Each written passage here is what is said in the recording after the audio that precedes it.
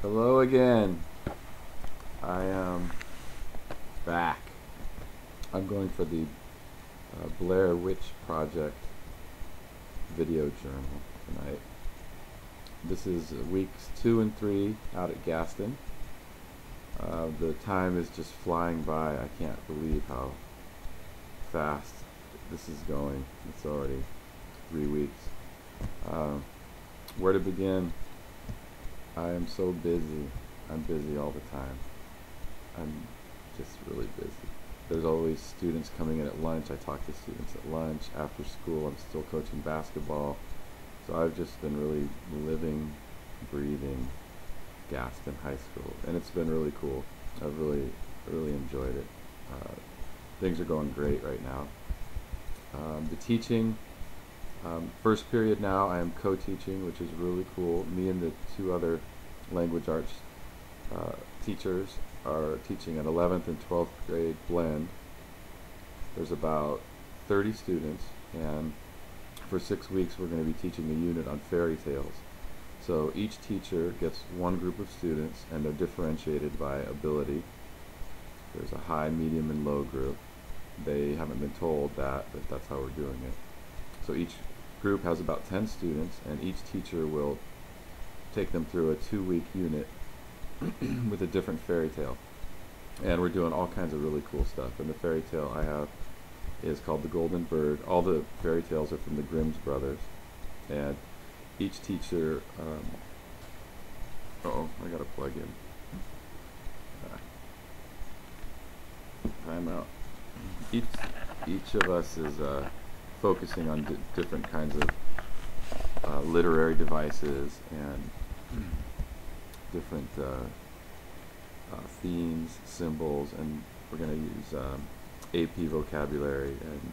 And so far, my unit has been going great. It's been really fun. I've been doing the hero's journey, comparison, and figurative language and details. So I'm really looking forward to this. And my critical question is now going to address whether these small group differentiated ability level units are going to help students to just learn more and learn better. And I'm going to interview students. I'm going to interview the teachers that are taking part of it, including myself. And I'm going to look at pre-assessments and post-assessments for these units, but also for these students in general over the course of the year, because the teachers I'm working with have great data teams, and they've collected data on all these students, and they've been tracking where they are as far as proficiencies go. So I think it ought to be a really interesting, critical question, and I hope to get some great data. And it's been really fun co-teaching. I really enjoy it. What else? Too bright. Second period is AP, which is not mine. Third period is is 8th grade PE and health, which I might be teaching as my second work unit. I'm still trying to work that out. That'll be fun.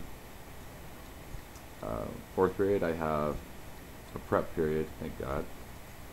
And then 5th period and 7th period, I'm teaching the 9th grade English. So the 5th period is a little higher level, 7th period is a little bit lower level kids, and it's been very challenging, fun, rewarding, and just really cool experience to get in there with those kids. And we're finishing up the Glass Menagerie right now, and after next week we'll be starting the Lord of the Flies, which is my work sample.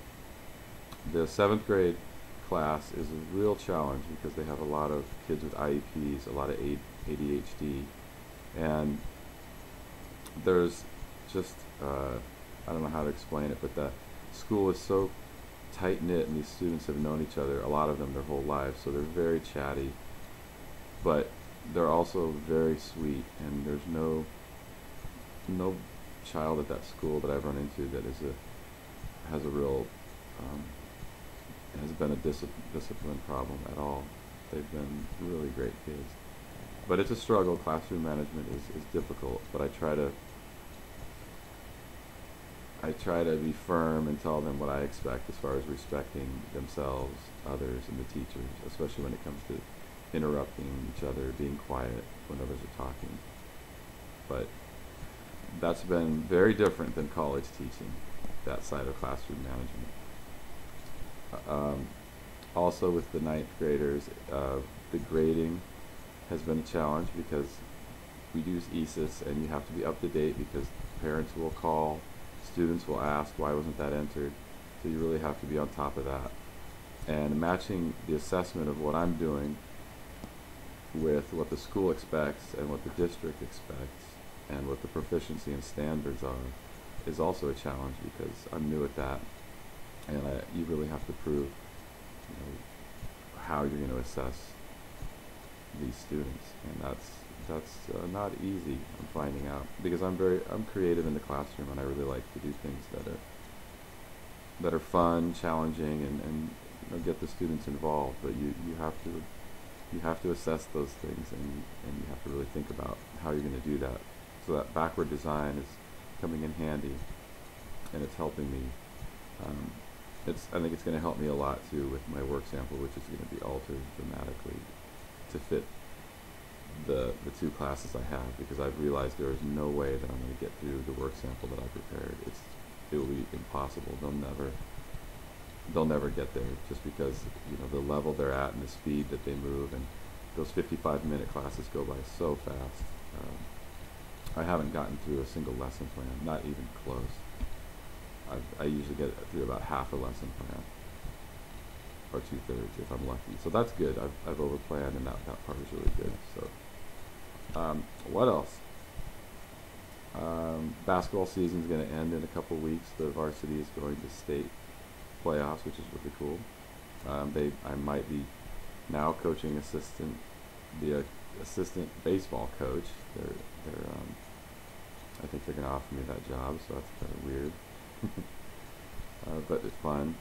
There's a job opening. One of the language arts teachers in the middle school is going to retire, and the principal's already come up to me and talked to me. So, you know, cross my fingers. Things might really work out at Gaston for me. I feel really lucky. I think that I probably have an inside track to a job there, which is just super, because I really like the school. I don't know if I want to do the middle school, but there's only 2 language arts teachers in the high school, and one of them, Miss Anderson, has expressed an interest of going down to the junior high to kind of help vertically align the curriculum, so students coming into 9th grade at the high school will be better prepared and will be better essay writers and just in general better at language arts. So I might end up at, I don't know, high school or the junior high, but it looks good right now, so that's good news. There is hope for anyone out there who might see this, who's looking for a job. There is hope. That's about all I got. Really enjoying the student teaching.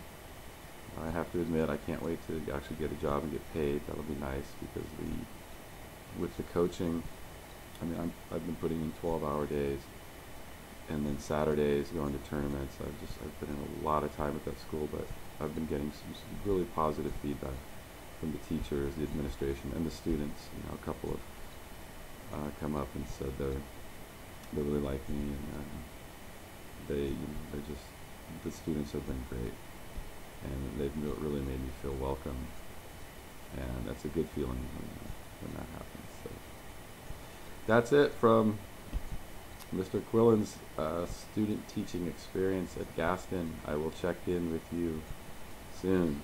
So signing off for now. All right.